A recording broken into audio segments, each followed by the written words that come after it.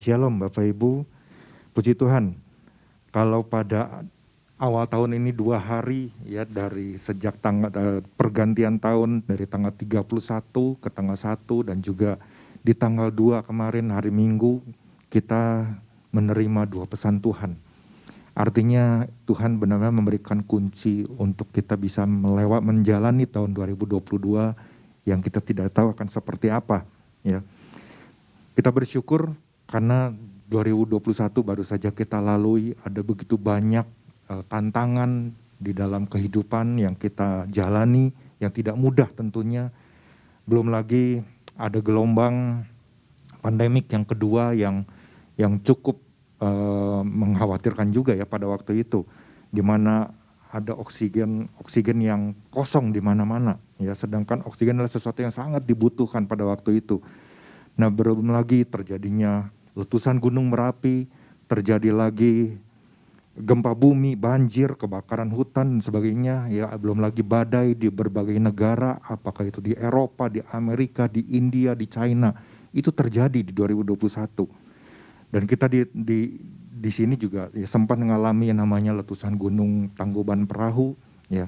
Tapi kita bersyukur Tuhan tetap memberikan perlindungan yang buat kita semua. Ya Tuhan berikan pemeliharaan buat kita semua. Ya. Nah, di 2022 awal Tuhan memberikan pesan buat kita ya lewat Bapak Gembala untuk pertajam mata rohani. Ya. Kemudian di hari Minggunya, di hari keduanya Tuhan juga memberikan pesan buat kita menanti-nantikan Tuhan. Itu kunci kekuatan buat kita jalani di tahun 2022. Wah, artinya ini dua kunci ini sangat-sangat penting ya. Jadi kita mau belajar pagi hari ini ya, kenapa kita tahu bahwa Tuhan itu begitu sangat peduli ya kepada kita. Tuhan sangat sayang sama kita, Tuhan tahu keadaan kita ya. Karenanya yuk pagi hari ini bersama-sama kita mau belajar apa yang menjadi pesan Tuhan ini. Kita menanti-nantikan jelas adalah sesuatu yang enggak mudah ya untuk kita jalani atau kita lalui. Karena namanya menanti-nantikan itu pasti berkaitan dengan sesuatu yang dibutuhkan yang namanya kesabaran. Menanti-nantikan juga berkaitan dengan namanya ketekunan, pengorbanan, pengendalian diri, ya, ketenangan, ya, keteguhan iman. Ya belum lagi mungkin keyakinan kita, apalagi ini kan kalau misalnya dikaitkan dengan janji-janji Tuhan misalnya, ya seperti itu. Itu jelas butuh semuanya itu, ya. Ada waktu, sebuah proses waktu yang kita nggak tahu berapa lama kita harus jalani dan kita lalui, ya. Nah, dan di hari Minggu Bapak Gembala sudah menjelaskan. Jadi bagi jemaat RDMB yang belum mendengarkan pesan Tuhan baik di awal tahun memasuki tahun doa pergantian di awal tahun maupun di hari Minggunya, Bapak Ibu jangan sampai pesan Tuhan ini dilewatkan begitu aja. Bagi Bapak Ibu di rumah yang mungkin belum sempat mendengar yang doa pergantian, nanti bisa minta ke sekretariat linknya. Ya, kalau yang di hari Minggu Bapak Ibu bisa lihat di aplikasi RDMB dan juga di YouTube. Ya, ini sangat penting. Jadi tolong, ayo sama-sama kita dengarkan lagi apa yang menjadi pesan Tuhan ini. Nah, Bapak Ibu yang namanya menanti-nantikan itu jelas memang sesuatu yang gak mudah. Akhir tahun lalu, saya lupa entah bulan Oktober atau November ya, salah satu cabang olahraga yang menjadi kebanggaan bagi rakyat Indonesia. Ya, yang selama bertahun-tahun pernah Indonesia berjaya yaitu cabang bulu tangkis, yaitu perebutan Piala Thomas dan Uber, ya di mana Piala Uber gagal, tapi Piala Thomas berhasil dibawa kembali ke bumi pertiwi Indonesia. Berapa lama mereka menantikan hal itu terjadi? 19 tahun. 19 tahun adalah perjalanan yang enggak pendek ya. Perjalanan yang cukup panjang melalui generasi-generasi pergantian pemain dan lain sebagainya. Ini bagaimana wadah yang mereka yang membawahi semuanya ini harus mempersiapkan segala sesuatunya dengan sangat-sangat baik dan di dalam alur yang benar, supaya bibit-bibit dan lain sebagainya itu benar-benar mereka temukan, mereka didik, mereka bina, mereka persiapkan mental, mereka kirim ke kejuaraan supaya punya semangat, ya, punya ketekutan, keuletan, ya, dan lain sebagainya, ya, sampai menjadi sebuah tim di mana tim ini adalah pasukan para pebulu tangkis yang mungkin pada akhirnya akan disegani oleh lawan-lawannya. Ya, itu kan sesuatu hal perjalanan yang nggak mudah, ya. Sampai akhirnya mereka bisa merebut kembali Piala Thomas dibawa ke Indonesia. Ya. Jadi memang sesuatu yang dibutuhkan yang namanya mentalitas, dibutuhkan kebugaran fisik, ya, dibutuhkan totalitas, semangat, dibutuhkan kekompakan dan banyak hal. Itu aja kalau dalam hal olahraga. Ya. Nah, juga di samping itu ada orang-orang yang terlibat di luarnya, entah itu pelatih, ya, entah itu pengurusnya, ya, entah itu keluarganya, sangat-sangat dibutuhkan untuk memberikan dorongan kepada mereka. Sebenarnya begitu juga di dalam Tuhan. Ya, di dalam Tuhan kita sebagai orang-orang percaya pun pasti akan mengalami hal-hal tersebut. Apalagi kan di dalam Tuhan itu kita hadapi yang namanya perjalanan hidup. Ada begitu banyak pergumulan-pergumulan yang kita hadapi, tantangan-tantangan ke depan yang kita nggak tahu seperti apa, ya. Makanya lewat pesan Tuhan, ya, memasuki 2022 ini kan di awal tahun kita diingatkan bahwa bagaikan orang yang sedang memasuki sebuah hutan, ya, di mana hutan ini digambarkan bukan hutan yang lebat, ya, bukan hutan yang menyeramkan, tapi hutan yang benar-benar cukup terang. Karena bisa dimasuki oleh cahaya matahari, ya. Tapi di sini dikatakan dibutuhkan yang namanya kewaspadaan. Artinya bahwa di dalam, wah, ini hutan tuh terang sekali, enak deh, nyaman, enggak seperti itu. Butuh tetap kewaspadaan, ya. Butuh kewaspadaan. Jadi kita sebagai jemaat, ya, jemaat ADMB ini kan dikatakan kita seperti orang yang lagi memegang senjata, karena visi kita kan jelas, ya, untuk 2022 ini. Menjadi prajurit-prajurit yang memandang jauh ke depan, ya. Nah, keadaan kan mungkin aja kelihatannya aman-aman aja, nggak ada bahaya dan lain sebagainya. Nah, tapi kita dengan jangan lengah, ya, jangan lengah, karena apa yang tidak kita duga bisa jadi ancaman. Sewaktu-waktu bisa aja ada binatang yang berbahaya, ya, mungkin tiba-tiba datang menyerang, atau juga mungkin kita nggak tahu kapan datangnya, ya, dan lain sebagainya, bahaya-bahaya tertentu, ya. Nah, Tuhan mau kita itu menjadi orang-orang yang punya ketajaman, yang bisa memahami dan tahu kapan menggunakan senjata tersebut, ya. Tahu kapan datangnya bahaya, ya. Artinya jangan hanya berjalan dengan mengandalkan mata jasmani, ya. Di awal tahun kita harus punya ketajaman mata rohani, telinga rohani. Ya. Itu baru, ya, masuk di tanggal 1 menjadi bekal buat kita. Dan keesokannya Tuhan kasih lagi pesan, ya, buat kita lewat Bapak Gembala, disampaikan lagi di hari Minggu. Nantikan Tuhan. Ini menjadi kunci kekuatan buat jemaat, ya, RDMB khususnya. Ada beberapa hal yang Bapak Gembala sudah sampaikan, diantaranya, ya, di awal tahun Bapak Gembala sampaikan mulai pertajam mata iman, ya. Ini sangat-sangat penting, pasti sangat-sangat penting, ya. Jadi mau nggak mau kita harus, ayo persiapkan diri kita, ya. Yang di bagian dari menanti-nantikan Tuhan adalah 2 poin yang disampaikan, datang dan memfokuskan diri kepada Tuhan. Dan yang kedua, datang dan menjadi satu dengan Tuhan.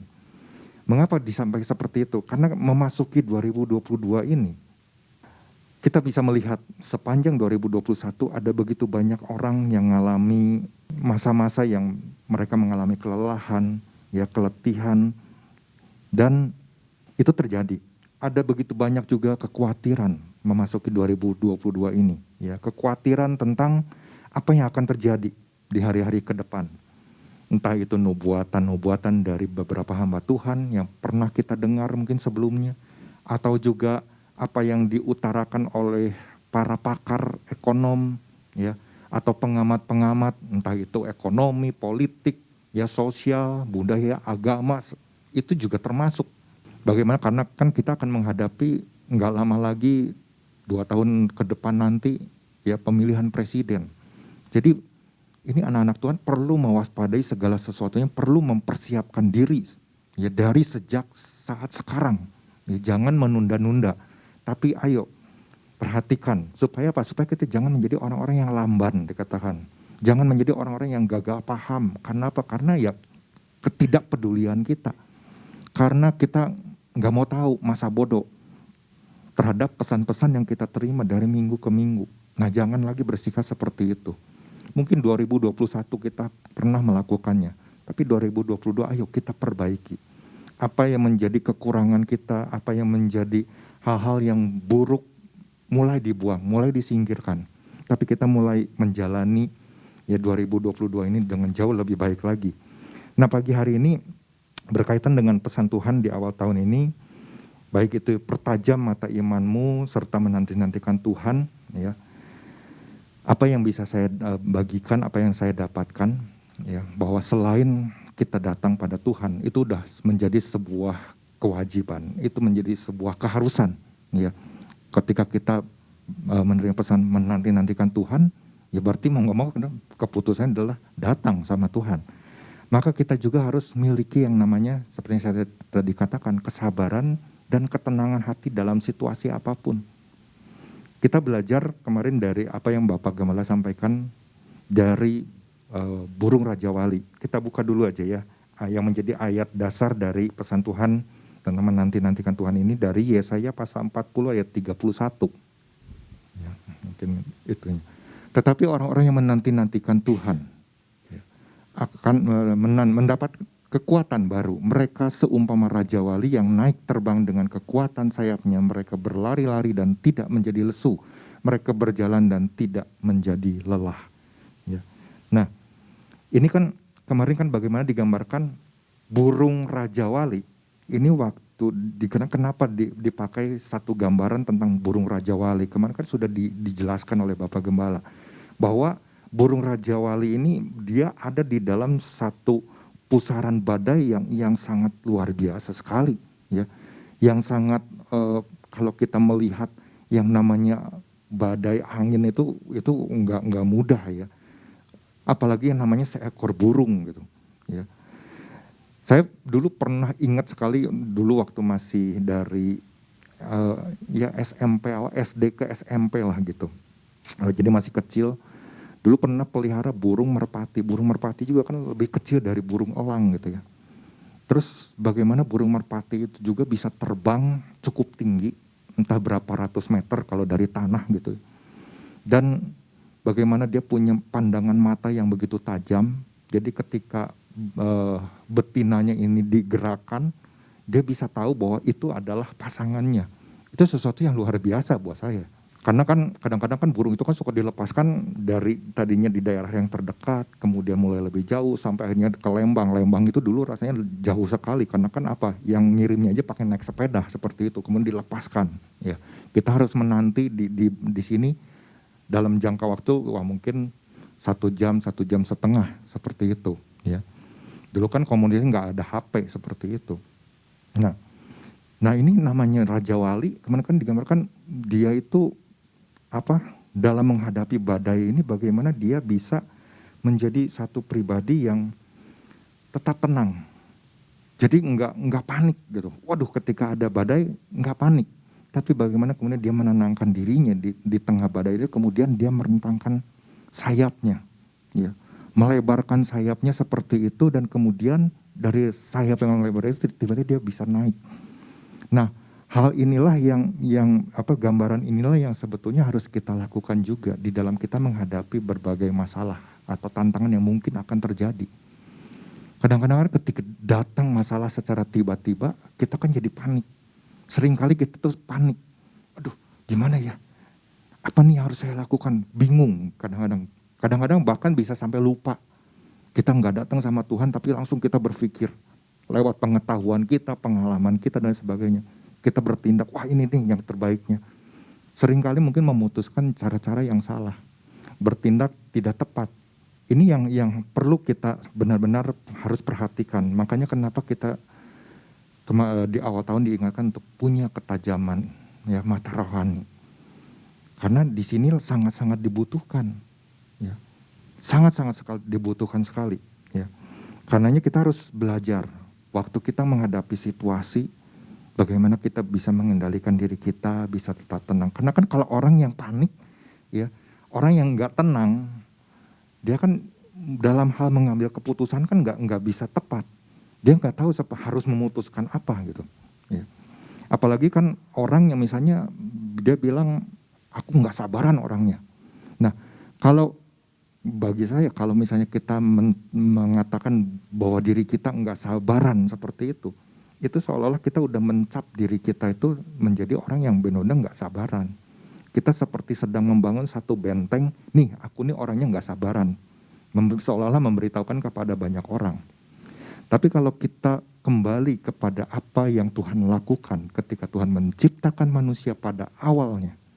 Tuhan katakan segalanya baik. Artinya potensi yang namanya kesabaran itu udah ada di dalam setiap manusia. Jadi kalau kita berkata aku nggak sabar, nah ini yang harus kita benahi. Karena potensi kesabaran itu harus kita latih. Kesabaran itu harus terus kita aktifkan ya. Sehingga dalam menghadapi berbagai tekanan, berbagai masalah, namanya kesabaran itu menjadi sesuatu yang tiba-tiba menjadi menjadi tameng, menjadi sesuatu perlengkapan, salah satu perlengkapan senjata. Sehingga waktu kita menghadapi itu kita bisa tenang. Kita bisa duduk diam, kita bisa ambil waktu, kita bisa datang sama Tuhan ya. Dan banyak hal. Ini yang perlu.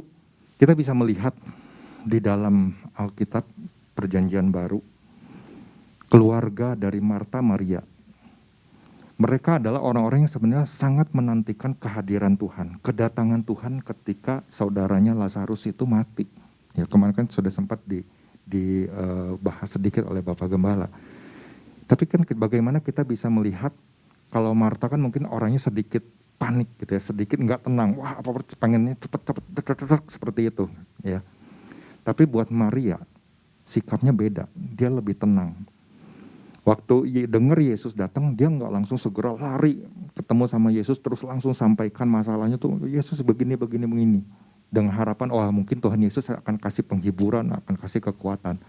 Tapi bagaimana ketika ada orang yang datang kemudian menyampaikan kepada Maria. Ya, jadi ada orang dulu yang datang dan menyampaikan, Yesus datang. Ya. Kemudian Maria segera pergi dan menghampiri Yesus. Dari kejauhan aja Yesus sudah langsung tergerak hatinya melihat Maria. Nah itu kan sebuah sikap, bagaimana sikap dari seorang Maria yang tenang, tetap sabar, ya menghadapi mungkin keadaan yang sangat menyedihkan karena kehilangan ya Lazarus, orang yang dikasihinya juga ya sebagai saudara. Tapi dia belajar untuk tetap tenang menghadapi situasi. Ya. Dan Yesus sangat tahu bahwa Maria ini pribadi yang benar-benar pada waktu itu bisa punya satu kerinduan betapa Maria itu sangat rindu akan kehadiran Tuhan Yesus. Rindu akan perkataan Tuhan Yesus. Rindu penghiburan dari Tuhan Yesus, kekuatan dari Tuhan Yesus. Dan itulah yang membuat dikatakan kan kalau di dalam Lukas ya, hati Yesus itu masgulah hati Yesus gitu. Itu kan sebuah hal yang benar-benar bisa menggerakkan hati Yesus. Ketika Maria sedang menanti-nantikan Tuhan. Itu pribadi Yesus yang benar-benar dinanti-nantikan. Bagaimana kalau misalnya sekarang kita menantikan, mungkin ingin dengar suara Tuhan lagi, menanti-nantikan suara Tuhan. Nah sama, kita juga belajar untuk tetap tenang, berdiam diri, ya, ambil waktu sejenak, sampai benar-benar bisa mendengar, suara Tuhan tuh indah sekali. Ya. Ini yang harus terus kita lakukan. Tapi ada juga bagaimana ketika kita menanti-nantikan janji Tuhan. Nah ini kan menanti-nantikan janji Tuhan kan ini adalah sebuah proses yang benar-benar dibutuhkan ketekunan, keyakinan, yakin akan janji Tuhan tuh pasti digenapi. Itu memang sesuatu yang lebih sulit lagi, ya. Karena kita nggak tahu kapan nih digenapinya. Tapi disitulah kita butuh tetap butuh yang namanya ketenangan, kita butuh yang namanya kesabaran di dalam menantikan janji Tuhan ini digenapi. Jangan seperti mungkin salah satunya bagaimana ketika Sarah menantikan apa yang dijanjikan Tuhan, ya, kelewat Abraham, bahwa Abraham akan punya keturunan. Tapi karena enggak sabar, ya menantikan janji Tuhan ini digenapi, ya akhirnya pakai cara-cara sendiri. Ya karena, aduh, kok enggak digenapi juga ya, aduh, kok usiaku udah semakin bertambah nih, udah 90, udah mati, nggak mungkin lah, ya. Dan akhirnya ya diambillah keputusan yang nggak tepat, ya. Dia pikir lewat Hagar aja deh, ya. Abraham siapa tahu bisa memberikan anak, dan anak itu mungkin menjadi anak yang dijanjikan Tuhan. Tapi kan pada akhirnya kita tahu itu menjadi masalah sampai detik sekarang, ya. Karena tindakan yang tidak tepat. Kita harus belajar hal-hal seperti itu. Jadi tetap belajar untuk punya kesabaran, punya ketenangan. Karena di dalam kesabaran dan ketenangan kita bisa mengambil keputusan yang benar. Ya. Tentunya arahan-arahan dari Tuhan terus kita minta. Karena kan Bapak Gembala sering mengajarkan, waktu ada di hadirat Tuhan, nantikan Tuhan. Pokoknya Tuhan pasti akan berbicara. Nah ini yang harus kita belajar sama-sama, ya. Kita harus belajar sama-sama tentang hal ini. Nah itu yang poin yang pertama, ya. Yang poin pertama, selain kita datang sama Tuhan, kita juga harus miliki kesabaran, ketenangan hati dalam situasi apapun, ya. Yang kedua adalah jangan berpuas diri di level yang kita jalani saat ini, ya. Nggak tahu Bapak Ibu yang tahu kondisi, ya, kerohanian Bapak Ibu, kita jangan berpuas diri di level yang saat ini sudah kita jalani, tapi naik lebih tinggi, ya. Ayatnya kembali saya ambil dari Yesaya 40 dan 31 ini. Kalau tadi diambil gambaran Raja Walinya, ini bagaimana kemudian dikatakan, tetapi orang-orang yang menanti-nantikan Tuhan mendapat kekuatan baru, mereka seumpama Raja Wali yang naik terbang, ya, dengan kekuatan sayapnya. Nah, disinilah yang menjadi penekanannya ini, respon dari burung Raja Wali ini, ya. Ketika ada badai, kemudian dia masuk di pusaran itu, ya, ada di dalam pusaran itu, tapi kemudian setelah dia bisa menguasai keadaan, tenang dan lain sebagainya, dia bisa naik seperti itu. Nah, hal ini juga yang harus kita belajar, ya. Belajar kepada gambaran dari Raja Wali ini.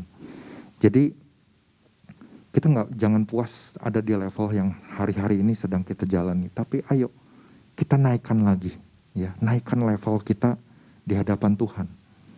Sama seperti kalau kita kan suka digambarkan kalau orang di kantor waktu mau pulang, ya, terus waktu mereka mau pulang, kalau orang yang ada mungkin di tingkat lantainya yang lebih tinggi, dia akan bisa melihat ke bawah, ya. Oh jalannya ini yang macet, yang ini yang enggak. Saya tahu ini jalan ke rumah saya lah, bisa lewat ini lewat itu. Tapi ada juga orang yang nggak peduli. Pokoknya yang saya tahu jalannya cuma lewat ini aja lah yang paling enak, paling aman, ya. Walaupun harus kena macet segala macam seperti itu, ya. Nah kita belajar sesuatu Bapak Ibu, ya. Kalau kita bisa menaikkan level kita kan bisa memandang jauh lebih ke depan, ya, memandang lebih jauh. Di samping itu juga bagaimana kita juga belajar seperti yang kemarin disampaikan, ya, bahwa kita harus memfokuskan diri kita kepada Tuhan. Itu sangat-sangat benar sekali Bapak Ibu. Itu sangat-sangat tepat sekali, itu yang harus kita lakukan, ya. Jadi waktu datang sama Tuhan, kita menaikkan level kita tuh, ya kita kan bisa datang itu sebetulnya. Kalau saya belajar untuk enggak menyampaikan keluhan-keluhan apa yang terjadi di dalam hidup saya. Saya belajar Tuhan, apa yang Tuhan mau untuk Tuhan aku lakukan. Apa yang bisa menyenangkan hati Tuhan untuk aku kerjakan. Ya. Entah itu di hari ini, entah itu saat ketemu sama orang dan sebagainya. Itu kita belajar seperti itu. Atau pada saat kita mungkin mau menyembah Tuhan, mau bernyanyi bagi Tuhan. Bagaimana kita memberikan sesuatu yang terbaik, ya. Pastikan kita belajar selalu diajarkan untuk, ya, memberi dengan motivasi yang tulus, motivasi yang murni, ya. Itu yang harus terus kita lakukan, ya. Artinya segala kepentingan tentang Tuhan itu yang harus kita dahulukan. Ketika Nehemia lagi ada dalam satu kondisi keluh kesahnya, aduh ini benteng Yerusalem, aku begitu rindu ingin membangunnya. Apakah dia langsung menyampaikannya kepada raja? Enggak, tapi dia melayani raja lebih dulu. Ya, dia menyediakan makanan-makanan raja lebih dulu. Sampai kemudian raja melihat, ini kok Nehemia beda ya, rasanya wajahnya tuh sepertinya ada kesulitan. Langsung ditanya oleh raja seperti itu. Ya. Jadi sikap inilah yang harus kita dahulukan waktu kita datang sama Tuhan. Hal-hal yang merupakan kepentingan tentang Tuhan. Kepentingan kerajaan surga itu yang harus kita lakukan. Salomo aja waktu Tuhan datang, apa yang engkau minta? Salomo enggak minta, Tuhan aku lagi, aduh gimana ya nanti kekayaanku habis nih kalau ini, enggak. Tapi bagaimana Salomo datang sama Tuhan, Tuhan aku perlu hikmat dan pengertian untuk bisa menjadi pemimpin yang mengatasi bangsa yang sangat besar ini, umatmu yang besar ini. Ya, supaya aku bisa menghakimi mereka itu dengan bijaksana, kurang lebih seperti itu. Jadi itu sesuatu yang merupakan kepentingan dari Tuhan. Dan Tuhan kasih yang namanya kebijaksanaan, pengertian itu. Bahkan bonus, ya, sesuatu yang gak diminta oleh Salomo, Tuhan kasih. Ya. Nah orang kan kadang-kadang seringkali datang sama Tuhan kan menyampaikan masalah-masalahnya. Tapi sebetulnya Bapak Ibu kalau kita tahu tentang firman Tuhan ini di dalam Mazmur 139 ayat keempat. Itu kan dikatakan sebab sebelum lidahku mengeluarkan perkataan sesungguhnya semua telah kau ketahui. Jadi kalau Bapak Ibu kita punya masalah. Jangan kita membiasakan datang sama Tuhan terus nyampaikan segala masalah kita. Tuhan aku begini, wah sederet mungkin. Yuk mulai kita membiasakan cari apa yang menjadi kepentingan Tuhan dulu. Bahkan waktu kita melupakan segala masalah kita, udahlah itu mah urusan belakangan aja. Sebetulnya Tuhan tahu. Kan kemarin sudah disampaikan, Tuhan itu tahu keadaan kita, situasi kita, apa yang lagi kita alami, Tuhan sangat-sangat tahu. Jadi waktu kita belum menyampaikan pun Tuhan udah tahu. Aduh, ini anakku lagi punya masalah tapi dia nggak menyampaikannya. Kalau kita benar-benar bisa mengambil hati Tuhan, ya, waktu kita menanti-nantikan Tuhan, saya yakin mungkin jawaban doa itu nggak akan lama. Ya. Nah ini yang harus kita belajar Bapak Ibu. Ya. Kita belajar sesuatu. Ini bagaimana waktu kita naik ke level yang lebih tinggi, sebetulnya itu justru sedang melatih kita juga untuk memiliki satu mata rohani yang tajam. Mata iman yang semakin tajam. Kita bisa melihat bagaimana waktu Abraham menerima perintah Tuhan. Abraham, bawa Ishak anakmu yang kau kasihi untuk menjadi korban bakaran. Sebagai manusia, kalau pada waktu itu Abraham mungkin mengeluh, Tuhan, dia kan anak yang engkau janjikan untukku. Anak yang aku nantikan sekian lama. Tapi apa enggak salah aku dengar, aku harus korbankan Tuhan. Dia enggak melakukan hal itu. Tapi waktu dia dengar hal itu, kemudian dia persiapkan segala sesuatunya. Dan pagi-pagi keesokannya dia berangkat ke tempat yang Tuhan perintahkan. Dan bagaimana waktu sudah sampai di tempat, dia perintahkan kepada bujang-bujangnya apa? Kalian tunggu di sini, ya. Aku dan anakku akan naik, nanti kami akan kembali. Itu sebuah perkataan iman. Dia punya mata iman yang lebih tajam sebetulnya. Dan waktu Ishak tanya, Bapak, di sini kan udah ada kayu, ya, udah ada segala sesuatu untuk dikorbankan, dombanya mana? Di saat itu kan di tempat itu nggak ada domba.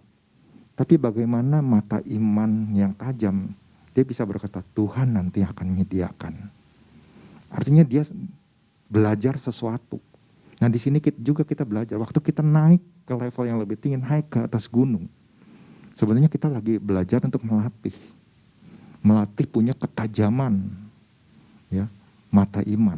Sehingga kita bisa memperkatakannya ya di hadapan Tuhan. Sesuatu yang luar biasa, ya. Dan akhirnya kan bagaimana kita bisa lihat Padahal kan kalau kita pikir Ishak harus dikorbankan, Abraham tahu nggak apa yang harus dia lakukan? Dia sangat tahu, aduh, aku harus mengambil pisau dan mengorbankan Ishak. Artinya kan menusukkan pisaunya ke tubuh dari Ishak. Artinya kan wah itu udah meninggal lah, ibaratnya seperti ya udah aku persembahkan. Mungkin ibaratnya seperti yang Ayub katakan, Tuhan yang memberi, Tuhan yang mengambil, terpujilah nama Tuhan. Kurang lebih mungkin ucapan yang ada di dalam hati Abraham mungkin seperti itu kali. Bagaimana dia tetap percaya akan hal yang Tuhan akan kerjakan, sesuatu yang dahsyat. Dan akhirnya karena dia melatih hal itu, akhirnya dia akan kembali bersama dengan Ishak yang tetap masih hidup dalam keadaan yang baik. Ya, ini sesuatu yang luar biasa. Karenanya ya dua hal ini aja yang Bapak Ibu yang bisa saya bagikan. Ya mari kita sama-sama ya. Waktu kita diingatkan, ayo nantikan Tuhan. Itu menjadi kunci kekuatan. Wah, berarti saya harus terus menaikkan level saya nih. Saya nggak bisa cukup hanya ada di level ini aja. Wah, udah cukup lah. Ya, yang penting aman, enggak. Tapi kita harus belajar tahu apa nih yang menjadi rencana Tuhan ke depan. Supaya segala situasi yang terjadi di depan kita menjadi orang-orang yang bisa merespon dengan benar. Tentu dengan hati yang tenang, ya. Hati yang penuh dengan kesabaran. Disitulah kita bisa mengambil keputusan-keputusan yang tepat. Tentu juga kita perlu saran-saran masukan baik itu dari Bapak Gembala ya, atau Ibu Gembala atau rekan-rekan seiman yang bisa kita share seperti itu. Nah karenanya dua hal inilah biarlah boleh menjadi pelengkap ya Bapak Ibu dalam menangkap menangkap pesan yang Tuhan berikan buat kita selama 2 hari ini. Tuhan Yesus memberkati.